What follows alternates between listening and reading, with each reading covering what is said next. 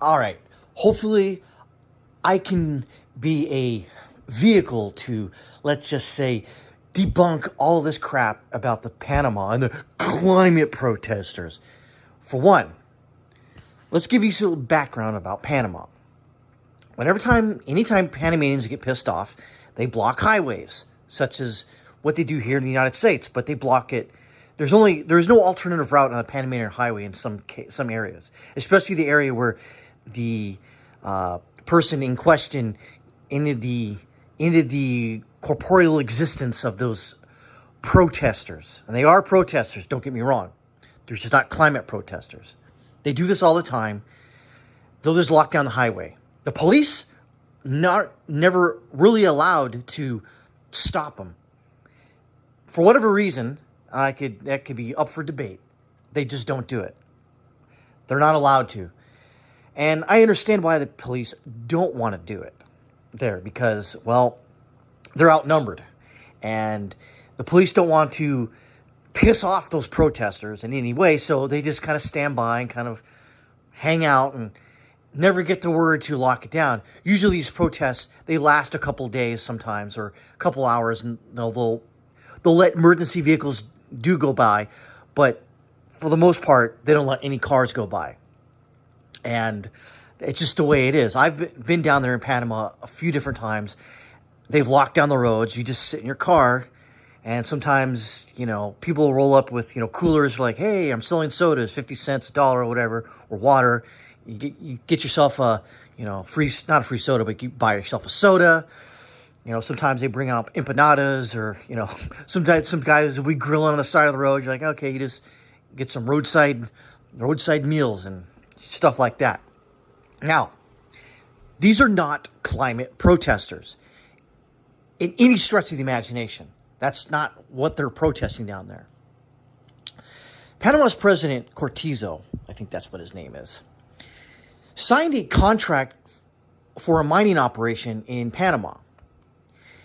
And it was very beneficial for that mining company. By the way, that mining company is a Chinese and Canadian mining company. I'm not going to give all the information out because you can research it yourself and you can find out all the information about it. He just signed it without any public knowledge or any public review. So people got pissed off. So for the last couple of weeks, people have been blocking roads and protesting, and the president of Panama is kind of hiding out. He's kind of, he did acknowledge what happened, and he said he would do some public review, but nothing really happened. And that's just the way it goes. Now, this is the first time that I can remember that this old man, he's a dual citizen. His last name is Darlington, I think. That this is the first time where this sort of overt violence against protesters on the side of the road happened. Usually, sometimes people will get so pissed off, they'll get out there, they'll move the barriers, and they'll fight. They'll slap each other with sticks, but no one really, truly gets hurt. Theoretically, of course. And where this happened, it's a Panamanian highway. It's in the Chame state or the district. I think that's what they call it. Matter of fact, it's by this place called Quesos Mili, where when we go to Panama, we go to our house there in Coronado, which is halfway there. We usually stop there, buy some white cheese and some pastries or whatever, because that's usually a good place to eat. It's always busy. A lot of people there, really any time of the night, unless it's closed. But it's almost like a truck stop. There's a gas station nearby. There's bathrooms, etc. So it's always a good place to stop to buy some drinks, to buy some, cheese and food or whatever. It's just a normal area. It's kind of rural. But there is no other alternative routes. It's either you go straight. There is no, we're going to go north, then go to bypass it. No, there is no other way to get around that traffic stop, the protesting, the blocking the road. There's no other way. That's it. And so, and it's a 2-lane highway on each side. And so when you block that highway, there's a lot of people that live there.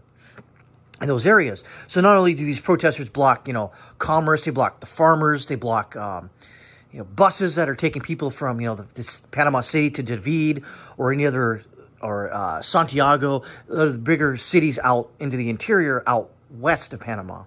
So you're blocking all these highways.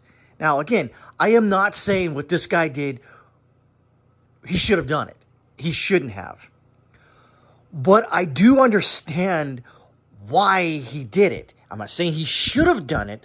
I understand why he did it. He's probably just pissed off that, he probably lives in the interior and he's just like, man, this is ridiculous. By the way, dual citizen, an American Panamanian dual citizen. And people are asking, well, why did he have a gun? Recently, as a couple years ago, Panama changed the laws where you can buy and get a permit to buy a gun. Now, these permits are extremely expensive. So, for instance, let's say you wanted to buy a Glock 19. Here in the United States, that probably cost you $600. Down there, it'll probably cost you $2,000 to $3,000 with all the permitting, all the processes. Now, what he did not have a Glock, I don't think. And also, people are saying, well, he's old, so he's just going to get house arrest. No. Yeah, go straight to jail. And he's going to be in jail for a long time. Even during he's not going to get bail from my understanding. I know some Panamanian cops down there, and this is what they tell me, is that he's going to be in jail. He ain't getting out. Because if he were to get out, that's going to piss off even more people. So it's a big mess down there for that. And again, in closing, I'm going to reiterate a couple of key facts.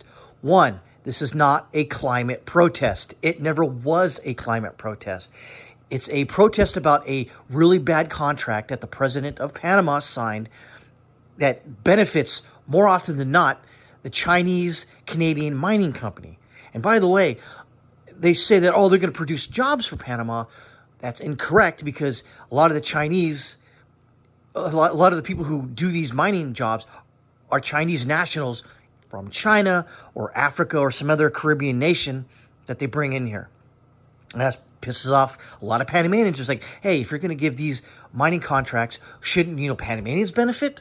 Why are you giving a preferential treatment to a mining company, Chinese Canadian, and you're only going to hire foreign workers? That's ridiculous, because you can pay foreign workers less money than you do Panamanian nationals. So hopefully that clears everything up. See ya.